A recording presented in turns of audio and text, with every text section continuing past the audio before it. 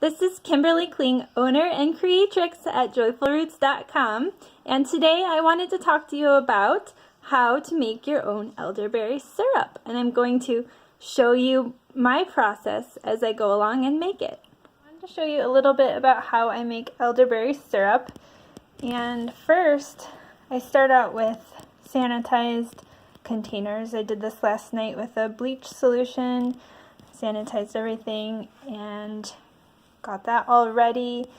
Then I went and I grabbed my herbs. So I've got my elderberries, my rose hips, some licorice root, and some other things I'll show you in a second. And all of these the three right here I got from Mountain Rose Herbs, and I got a few things from the grocery store and the local food co-op. So next I have my elderberries, which are in the middle here. I have my gloves on. Elderberries, licorice root, and the rose hips. Zoom in because they're pretty. And then I have some cinnamon sticks from the co-op, and some whole cloves, and grated ginger. And so I will post my recipe for elderberry syrup if you feel like doing this yourself. So I will pop back in on this video once I have everything cooking, but I wanted to tell you really quick how this all works. So I have 2 quarts, I don't know why it looks all bubbly, but 2 quarts of filtered water in this, actually 1 quart, sorry. I usually make 2 quarts at a time, but I'm doing 1 quart today, just to show you, because that's what my recipe calls for. So I have filtered water in the saucepan. I have a sanitized cheesecloth and funnel, some clips to hold the cheesecloth onto the funnel, my sanitized measuring spoons, and what I'm going to do is pour all of these herbs, the grated ginger, the cloves, the elderberries, licorice, and rose hips, and the cinnamon into the water, cold water.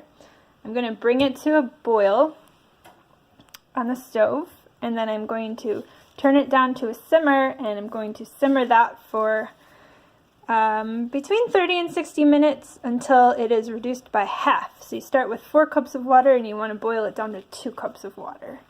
And that's going to make a strong, concentrated decoction of elderberry syrup, an immune-boosting tonic. And I think that's about it for now. I'll show you some more when I have things ready.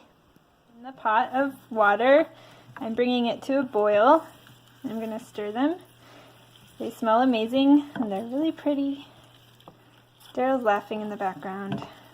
And I'm just going to bring this to a boil and then let it simmer and reduce by half. My pan has little notches on the side, which makes it kind of easy to figure out when it's reduced by half. Otherwise, you kind of have to just guesstimate. It's boiling. Smells amazing.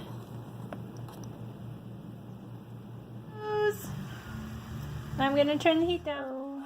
This is a bit of an awkward angle, but I have the elderberry ready.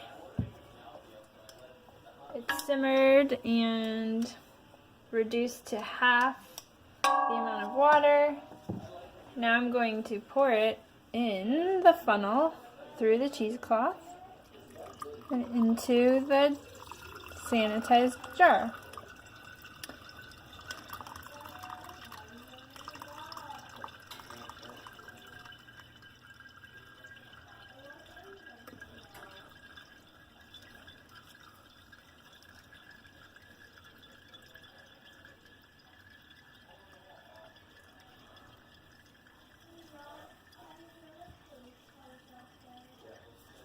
So let's move this jar.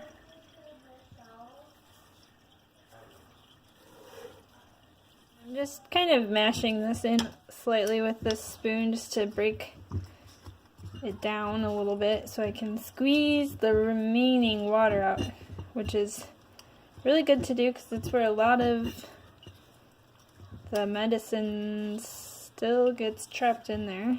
A lot of the botanicals. And in a minute I'll squeeze it. Alright, so I'm going to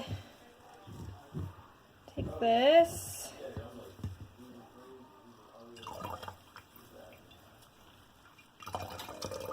and squeeze out the rest. Whoa, and it's squirting everywhere. Whoops, don't want to waste any of it.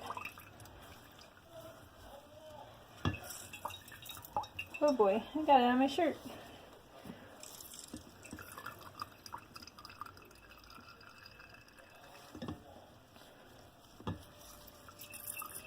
Just about at the 2 cup marks. I'm trying to get as much of this out as I can.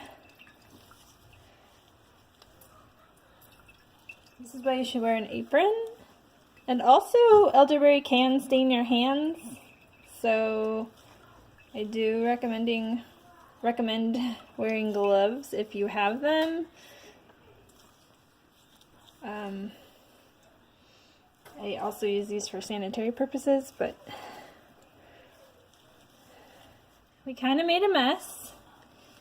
But now I am going to add a cup of local raw mesquite honey. I think it's cooled down enough where it's not going to harm the honey at all. So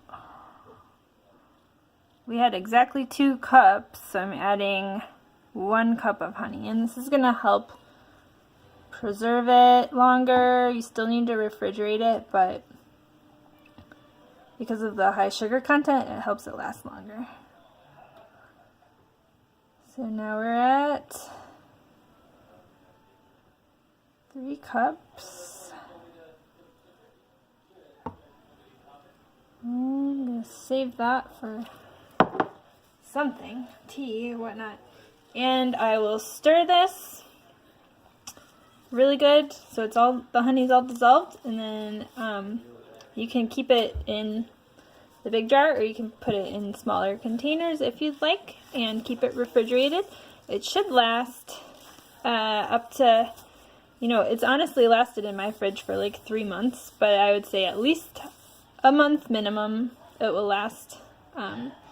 Just, you know, if it looks like it's getting moldy or something, obviously throw it out, but it should last a while.